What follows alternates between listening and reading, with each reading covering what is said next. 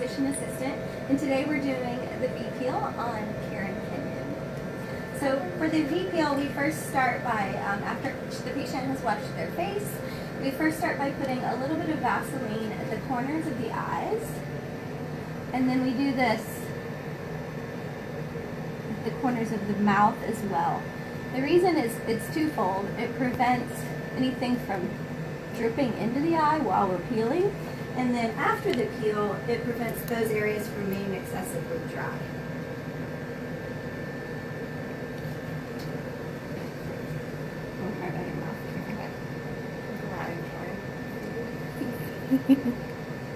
And then the first step after this, we do the prep towelette. So the V-peel is basically people will debate this, whether it's a superficial or a medium depth peel. My experience is that the results that you get are comparable to medium depth peels. You peel quite extensively. Are you okay, Karen? I am fine. Okay.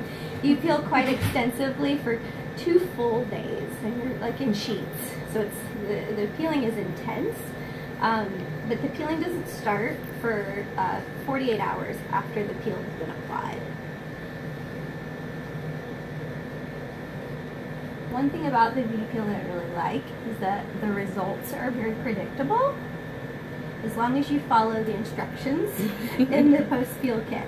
Yeah, I heard that's crucial. Put your lips together like this. And if you're a patient who is prone to cold sores, then you should pre-treat by taking Valtrex or Valacyclovir 3 days before and 2 days after the peel. Okay, how do you feel so far, Karen? I feel great. There's still a little bit of residue on the towelette, so I'm going to keep going until there's not anything on the towelette. And pre-peel, you're supposed to stop retinoids and all Oh, that good as well? question. So before you do the peel, we like for you to stop using any topical acne medications like tretinoin or Axone or Differin, any of those things. We like you to stop using those 3 to 5 days before the peel. And you can't have any blemishes, right, before you get it? Well, that's a good question with acne. you can have acne. We don't do the peel if you have active cold sores or if you have any active rashes on your skin. Well, one of the peels is the Purify. We do 3 passes of the peel itself, and I get gradually more aggressive with each pass. One of the peels, the Purify, is actually for acne-prone skin, and so it can actually improve acne and even active acne. You may just want to kind of skim over or not go over areas that have large pimples quite as heavily, but you can still do it with acne. Can people on Accutane have a peel? You should not do the peel while you're on Accutane. You want to wait about a month after you've completed your course of Accutane before you do a peel. How do you feel, Karen? Oh, I feel okay. It's a little stingy. So Okay. the first, let's let her cool down with. You can A little nozzle. Use the cooling mechanism here. So the ingredients of the peel, one of them is phenol, which works as a topical anesthetic. So about the first pass is usually the most intense for the patient because That was intense. Did you feel like burning and stinging? Yes. Okay. Yeah. And you notice her face is turning pink and a little orange. Okay. I'm never able to tell patients exactly what they're going to look like when they leave because it depends on your skin and how the ingredients of the peel are absorbed, whether or not you're going to look like nothing happened or whether you look a little pink and orange like I think Karen's going to look when she's finished. So this was the first pass. So we're going to do 2 more. Okay. Okay. So the other ingredients, so it has phenol, it has trichloroacetic acid, it has retinoic acid, it has vitamin C. I'm going to be a little bit more aggressive, okay? Perfect. Tell me if I'm too hard, I'm too rough. Okay. Vitamin C, and then some of the peels have benzoyl peroxide, the one that's for acne does. And then kojic acid, hydroquinone are used as boosters. So what you'll expect, I mean, I've done these peels on myself, on my family members on a lot of patients. I've never had anyone not absolutely love it. It overall just improves gives you a whole fresh new layer of skin. It makes your skin look more radiant. You doing okay? Mm-hmm. Want to cool your face? A little bit, yeah. Your skin looks more radiant. It evens out your skin tone. It can improve the appearance of some fine lines, and it can even reduce the appearance of some red marks and even some hyperpigmentation. It's good for people who have melasma or have post-inflammatory erythema, red marks that's left over by acne, or post-inflammatory erythema from anything that has caused insult to the skin. Helps with little brown marks, sun-damaged skin as well. Okay, so that was 2. You have one more. Okay. Not so bad. So the thing about this peel is you don't start peeling for 48 hours. So today's Thursday. Karen, believe it or not, Karen's gonna look okay to go to work tomorrow. She's probably not gonna want anyone to see her the rest of the day today, but she'll be fine to go to work tomorrow. You can't wash this peel off for 4 hours. You don't want to put anything at all on your face for 4 hours. So no makeup. Even if you're going to go have coffee or if you're going to have a glass of wine or anything later, you want to drink it through a straw because you don't want anything to wash off any of the peel ingredients that are around your mouth. Now, Karen, do you have any areas specifically that you want me to pay extra attention to? There's a brown spot over here that is bothersome to me. And this is still the second pass, right? This is the third. Oh, it's the third. Okay. Yeah. All right. Am I reading too rough? No. And then with the V peel, one of the things that makes it predictable is it comes with a post-peel kit.